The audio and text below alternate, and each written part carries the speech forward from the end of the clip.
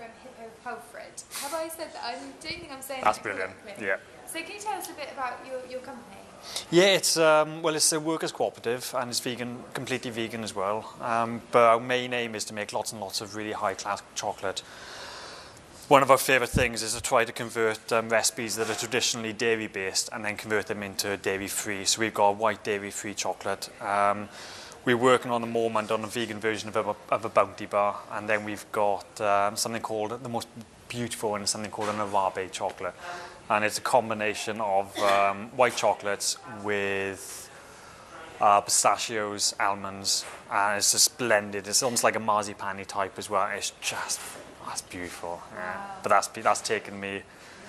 I think I've been working on that for 3 years, and I still haven't got the balance right on there. But it'll get there. It's the long-term project. What's the hardest thing about sort of converting sort of traditional recipes into vegan recipes? The hardest thing is because the size I'm doing, because you need something to keep the fats and the sugars from not wanting to sort of be apart from each, so you need to stick it together.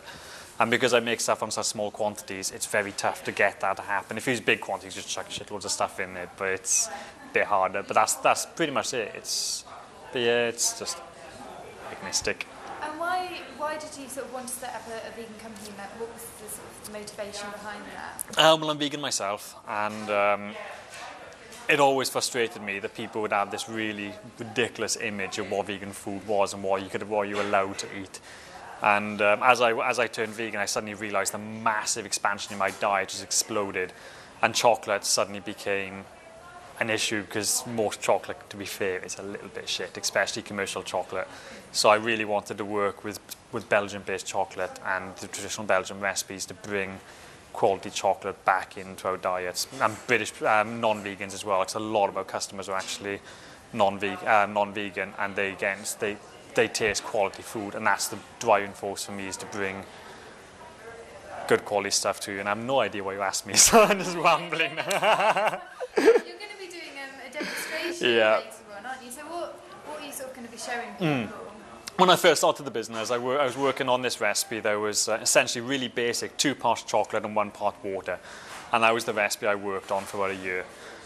Sadly, it's only got a shelf life of about 6 weeks, so I had to redo the entire thing. And that's the recipe I'm showing people today. And it's a really beautiful recipe, really soft, really smooth chocolate truffle, and it's just going to be, really enjoy doing it. Is it easy for people to make at home? Oh, absolutely, piece of piss. It's just melt chocolate, mix some water with it, and just stir, and you've pretty much got basic chocolate. But in the talk, I'm going to be talking about, if anyone wants to know, it would be the history of chocolate, how to actually temper your chocolate, how to make your chocolate. You know, when you melt chocolate, it becomes really soft and it's separate. You get white spots on top.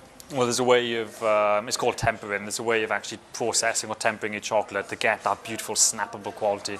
So I'm going to be teaching some of the techniques I've learned to kind of get that quality. So yeah, so that's pretty much what most of the talk's going to be about as well. So I understand you've brought some free samples along today as well, so I'm looking forward to trying some of those. I mean, what motivated you to get involved with the event today? What did you want to today? Well, one of the obvious ones is clearly it's a good business opportunity. I'm not going to deny that. But on the other hand, a lot of the stuff I do, I tend to try to support small local vegan events as well. So in Cardiff, we do quite a few vegan events there, and it's just seemed an obvious thing to do, and it's quite close, so it's effortless for me to do it. It's a bit of a no-brainer there. But it's always good coming, because I know when I did it last year, there was a lot of people coming that weren't vegan, so it was an absolute joy to speak to people and to see the vast amount of food they've got here that kind of blows people away. So I also want to be part of it again. So Brilliant, that's great. Thank you very much for joining us. It was a pleasure. Thank you.